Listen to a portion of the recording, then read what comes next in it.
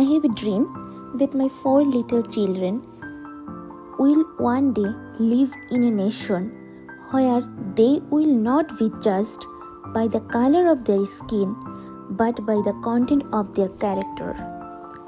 আসসালামু আলাইকুম। প্রথম লাইনটা শুনে আমরা বুঝে গিয়েছি যে কথা বলছিলাম মার্টিন লুথার কিং জুনিয়রকে নিয়ে। চলেন ঘুরে দেখি Martin Luther king historical park and museum.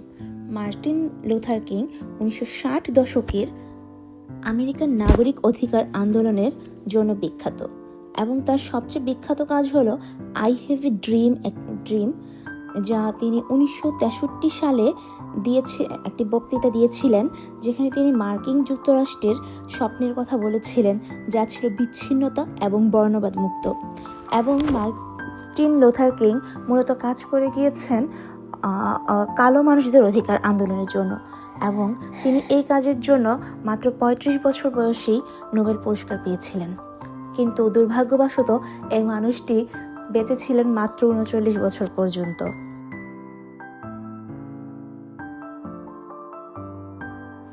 Martin Luther king 1929 সালের 15 জানুয়ারি মঙ্গলবার জর্জিয়া যুক্তরাষ্ট্রের জর্জিয়া স্টেটের আটলান্টা শহরে জন্মগ্রহণ করেন। এবং তিনি যে বাড়িটাতে জন্মগ্রহণ করেন, এই বাড়িটা এবং তার আশপাশের অনেকটুকু অংশ, যেমন তিনি এখানে একটা চার্চে যেতেন, অ্যাভেঞ্জার চার্চ, এবং অন্যান্য যে কিছু অংশ নিয়ে এখানে এই মার্টিন লুথার কিং হিস্টোরিক্যাল পার্কটা করা হয়। এবং এখানে ওনার জীবনের অনেক ঘটনা সব কিছু এখানে রাখা হয়েছে, যেটা কিনা সবাই এসে দেখে। এবং ওনার যে বাড়িটা, সেটাতে একজন টুরিস্ট গাইড আছে, এটা আসলে করতে হয়, টিকিট নিতে হয়, ওই টুরিস্ট গাইডের মাধ্যমে ওনার বাড়িটাতে ঘোরানো হয়।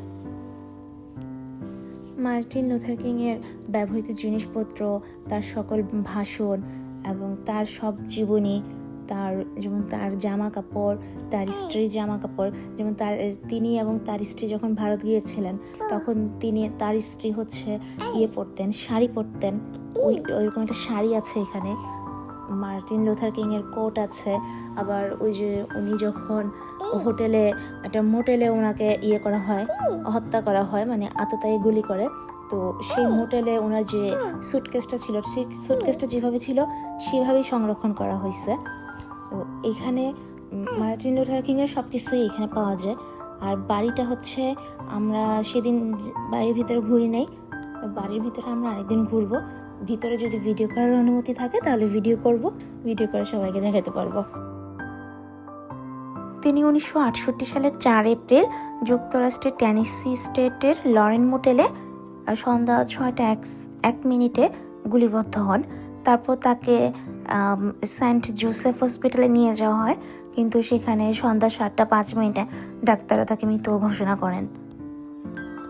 তারপর ওনাকে অ্যাভেঞ্জার চার্চে আনা হয় এবং অ্যাভেঞ্জার চার্চে ওনার শেষকৃত্য সম্পন্ন করা হয়। তারপর ওনাকে এখানকার যে রিফ্লেক্টিং পুলটা আছে, সেখানেই ওনার এবং ওনার স্ত্রীর সমাধি আছে। ওনার বার্থডে দিন যুক্তরাষ্ট্রের ফেডারেল হলিডে থাকে, এবং এই ফেডারেল হলিডে বলতে এখানে সব স্টেটেই পালন করা হয় না হলিডেটা। কিছু স্টেটে করা হয়, কিছু স্টেটে করা হয় না। আবার এক একটা স্টেটে এক একটা নামে পরিচিত। যেমন অ্যারিজোনাতে Martin Luther King junior day বা সিভিল রাইটস ডে। আবার আলাবামাতে বলা হয় যে মার্টিন লুথার কিং এর বার্থডে। আবার যেমন ওহাওতে বলা হয় যে ওহাহু হিউম্যান রাইটস ডে।